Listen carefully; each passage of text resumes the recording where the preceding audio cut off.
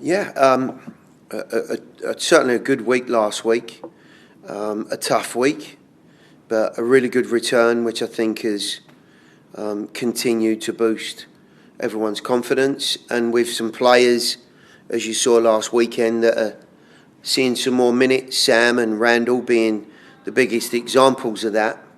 I think there's a coming together of the group at the right time, and of course this week's going to be a very tough one, starting off with Seattle at the weekend. We are going to open the floor for questions. Team Valera, maybe you have a question for Coach. We're going to kick it off with Enright. Yeah, Gary, you haven't seen Seattle this year. I'm just curious, they look like they're in really good form in the West. How difficult is it to, this late in the year, start playing an opponent that you haven't seen yet to date? Is that a trick as far as preparation?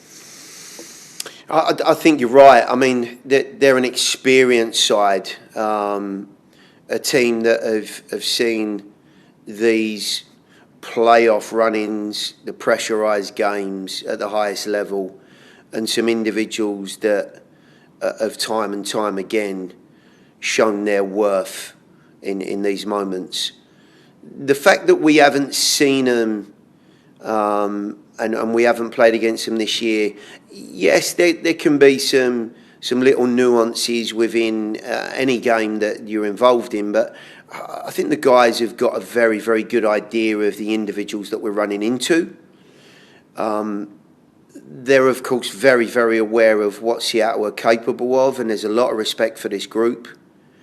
But I do think also we're at a point where, we need to be making sure, especially at home, first of 4 games out of the last 5 at home, there's a big emphasis for us on being able to impose ourselves and of course our style on the game, whilst of course understanding that we're running into a very classy opponent and a very capable one at that. Ben, do you have any follow-ups? Yeah, I just kind of about what you said about wanting to impose your style. I'm just curious, at this point in the season, how much do you have to balance wanting to play a specific way and have a specific style of play as opposed to just wanting to be able to get results and get in the habit of getting results for playoffs? Yeah, look, there's certainly a balance and a combination of factors that I think everyone's looking for at this stage of the season. The first one, and I think probably the most important one, is to keep and to get your best players and the group in a healthy condition. Some momentum and some form are going to be, very, very important, and maybe one of the priorities to tick. The last one, of course, and certainly high up that priority order, is going to be points. And for us, maybe more so than a couple of other teams, but for us, putting ourselves in the most advantageous position is going to be, is going to be important for us. And again, only to reinforce that with 4 games out of the last 5 at home, yes, we want to be chasing down the teams in front of us. Where does that leave us at the end of the season? Well, I think if we can get ourselves in a good vein of form, it may certainly leave us in a far more positive spot than if we're dragging our heels into those final games. Hey Gary, this is your 3rd Western Conference opponent in a row. I'm just curious if there is any sort of stylistic or any differences between playing Western Conference teams and Eastern Conference teams. I certainly think there's a different look and feel to that Western Conference. There's no doubt about that. Of old, this Seattle team have shown an awful lot of technical ability and I would say goal-scoring prowess. There's some very, very creative players in this Seattle group, and they've shown over a long period of time what they're capable of. I do think, having experienced just this past weekend, what you can find again is the travel and the time zones, can be an influential factor in a game where there's probably not an awful lot to choose between the teams. We're looking for those percentage points to try and get one over Seattle, and we'll lean on anything possible to try and get the result. As far as actual game planning and maybe serious differences in the teams, I'm not sure there's a huge amount in the groups. If you look at the stats and the way that the two teams have got to this point in the season, Seattle have been very sound in the way that they've defended and what we've seen from them in terms of conceding goals. And even from a goal-scoring standpoint, I don't think there's a huge amount in it.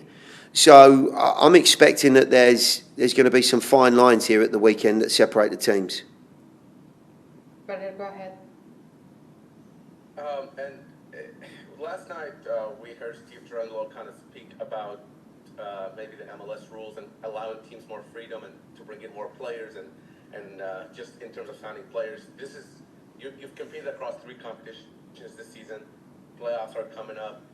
Do you agree with that assessment? Do you think MLS needs to allow teams to get a little bit more freedom in terms of signing players? I think the league's evolving, I think, is the best way of putting it. There's certainly more scope than there ever has been, and I think 1 or 2 teams have got even more latitude than others in terms of bringing players in and the way that they stack and stock their group. But I understand exactly what he's saying, and I think every ownership group's going to be different. And what you start getting into then is what you're seeing in Europe and maybe around South and Central America, where teams become their own single entity of spending and what they're about. And I think the business structure of MLS has always been the strength of MLS. So therefore, there are always going to be some constraints, I do believe. But I get Steve's point. If the groups are going to be stronger and you want to attract, a higher calibre of talent, certainly from abroad, then maybe there's got to be a little bit more latitude with those boundaries. Team Sullivan. Hey, Jared, you mentioned kind of doing whatever you guys can to finish as high as possible in the table. At this point in the year, are you looking at the table? Do you say, okay, we're however many points behind Atlanta or New England with however many games at hand, or do you kind of, at this late stage of the year, just say there's nothing that looking at the table can do. All we can do is go out and win? Yeah, I think as I answered to one of the other questions, Tim, 4 out of 5 at home. The challenge for us is to make sure that we finish in some good form. We pick up as many points as we can against some very good teams starting this weekend at home. And of course, we're going to run into, at least 2 of those, top teams in the Eastern Conference in Orlando and New England in these running games. Of course, the Philadelphia game away from home will have some impact as well, I would imagine, on positioning. So as far as we're concerned, form and hopefully points come hand in glove, and start this weekend. Tim, do you have any follow-ups? Yeah. You mentioned a little bit about what you've seen from the Sounders this year with their talented goal-scoring prowess. What else do you see from this team? Obviously, Brian Schmetzer has been around basically forever. What do you see out of this edition of his team that either is kind of a continuation of what the Sounders have always been good at, or maybe something that's different than what you saw in the opener last year? Yeah, I think there's a vein that runs through this group, and that'll be, I'm almost certain, because of the experience a lot of these guys have had together.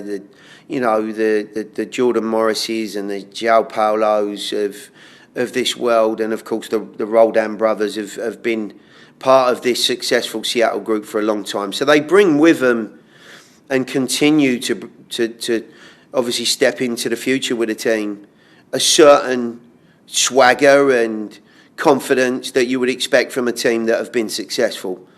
Their mindset and possession-oriented approach, their technical ability and the experience that goes with that, I think has been the foundation of their success. probably something that they haven't, been credited with anywhere near enough is how difficult they are to play against. Their stats tell us that they're not an easy group to play against and to score against. And, that'll be part and parcel of the difficulty this weekend. What's the balance for us in terms of committing players and getting ourselves in front and in a good spot? And how do we change the dynamic of the game to put them out of their stride on our own turf? And, of course, that's always the balance and the challenge against any top team. Claudio Villalobos. Gary, you alluded to this a little bit already, but the fact that hope I'm right on this, that you and Seattle's coach base a lot of your offense on the wing play,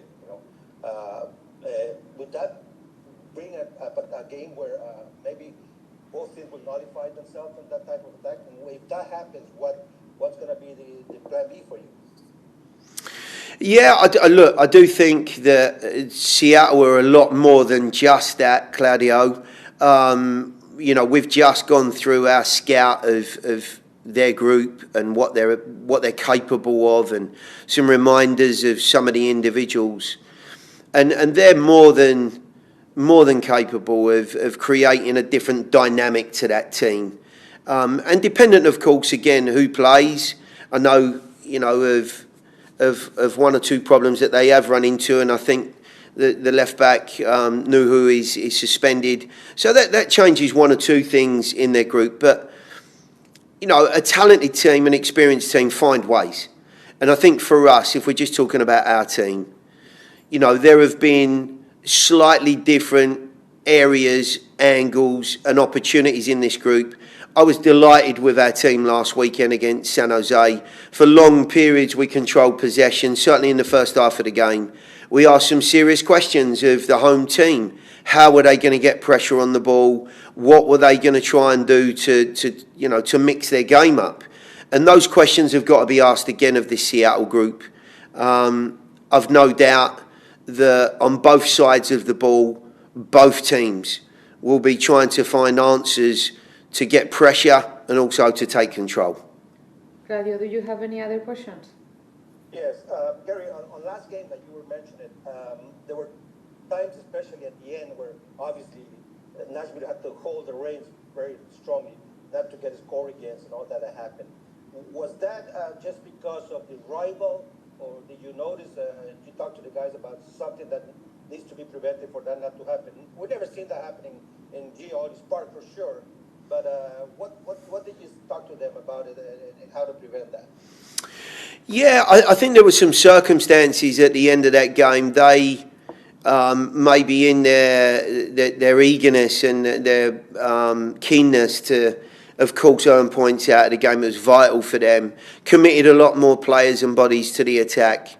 I think certainly for us, we've done a very, very good job in the past of not only getting ourselves in front in games, but then being able to kill a game off with some of those counter-attacking moments and those individuals that are so explosive in our team.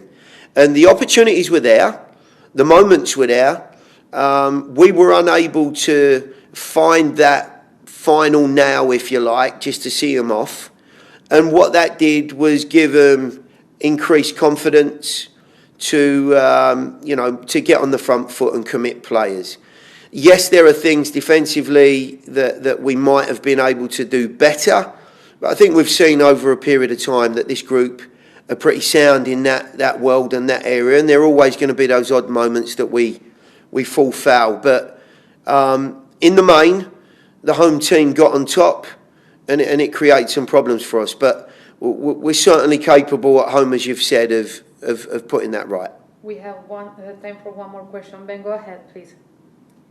Yeah, Gary, you had just earlier mentioned kind of wanting to get the team healthy before playoffs. Do you just have a quick update on the squad? I know Lucas has missed the past couple games. Yeah, Lucas will be the only body that's unavailable to us. the group came through the weekend in good shape. Some better minutes for the likes of Sam and Randall, as I said, which leaves them in a much better place working towards the weekend. And the hope is, over a period of time now in these final 5 games, that we can get some more continuity for those guys. Certainly for Sam, he's not had enough playing time with his attacking, connections and teammates around him, and that's a big focus for me as we go into these 5. So far, so good. We've gotten a chance to recover from last week, the short week, and now just ready to play in front of our home fans again, which is always a great opportunity. Thank you, Fafa. We are going to open the floor for questions. Tim Sullivan. Yeah, Fafa, maybe slightly off topic, but do you keep in touch with your former Dynamo teammates? Did you reach out to any of them to congratulate them on the U.S. Open Cup win last night? No, not yet. I'm obviously very happy for the guys, and really excited for them. I have some guys on staff and a lot of the players, so probably do all my calls today. I know they're all busy, but I'll do some FaceTiming later on today, and again, I'm just really happy for them. And then looking to this weekend, what have you guys seen out of Seattle? What are you looking forward to as you take on a team that's obviously perennially one of the best in Major League Soccer? No, definitely. They're a very complete team. We know what they bring, and it's gonna be a battle.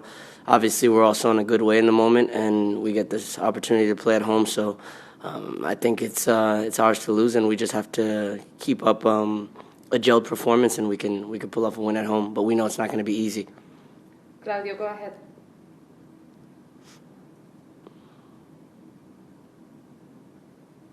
No, Claudio. Yes, Claudio. I'm sorry. I'm sorry. No worries. Fafa, in that preparation that you were talking about against Seattle, which I was asking the coach that it's a team that usually use the wings to counterattack and attack very well, but that's something that you guys do too. How do you foresee a game like that if you were to start and play a lot of minutes against them? Yeah, like I said, it's going to be a battle. They're a complete side. I don't think they just counterattack. Obviously, it's one of their strengths, and the players that they have and the personnel are very good at it. But at the end of the day, I think we have just the same weapons, and so the important thing is being focused on the field and obviously taking advantage of the opportunities. So we do get in front of the goal. We want to finish them because we know that they can do the same on the opposite end. So it's going to be a battle. It's going to be difficult, but we know that if we finish our chances, we can definitely do something special at home.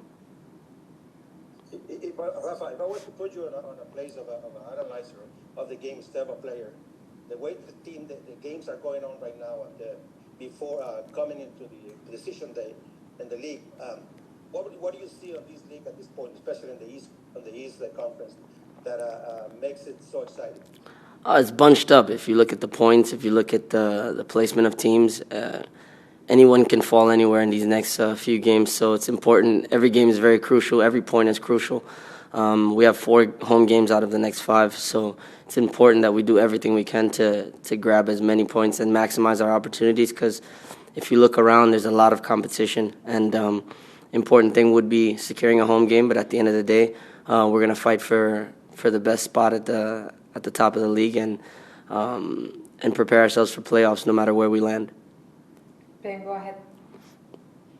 Yeah, Fafa, I'm curious from kind of a preparation standpoint, is it difficult or maybe just different at all playing teams in the Western Conference this late in the year when you maybe haven't had like the same kind of familiarity with them throughout the season as you have with a Eastern Conference team that you've played multiple times before? Yeah, it's definitely different. At the same time, we get to be at home, which is definitely more comfortable. Obviously, when you have to go fly 4 or 5 hours or more across the country and then lose some hours, they're never easy games. You look at last Saturday; it was very difficult under those conditions. But in the same thing, we understand that it's part of our league and it's part of what we have to do. Understanding how big our country is and the conference being split, we know we're going to have to deal with that at some point in the year. Obviously, at this point, it's better when we play West Coast teams at home, just simply because you're towards the end of the season, so the travel starts to feel a bit a bit heavier on you, but I think we're all familiar. A lot of the guys in our group have been around the league long enough to know what they have and the players they have, and we're very familiar with their roster. So regardless of it, we'll be prepared. And then, I mean, you've talked about wanting to get a home playoff game. I know Gary's talked about that kind of as one of your goals for the year. As you guys push towards the end of the season, how much are y'all kind of keeping an eye on the table and seeing how the rest of the East is shaping up, and how do you balance that with just focusing on what you can do in the next game and getting 3 points from the last 5? So we definitely check the tables, but more important is that we focus on approaching every game individually. Game by game, we try to maximize points, especially home games. We know how much we can get out of those with our crowd behind us and being in our comfort of our own stadium. So the important thing is not to focus too much on what's going on around, because we can't affect that. The only thing we can do is handle our business in the rectangle across 90 minutes every time we play. So at the moment, that's the most important thing. We have 5 left, and we just have to focus on that. Valer Shavila, go ahead.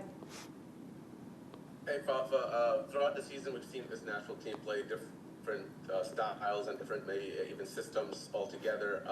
I know you've said in the past that you're happy to do whatever to help the team, but as a forward, what system or what position do you think brings your best game out in this national team?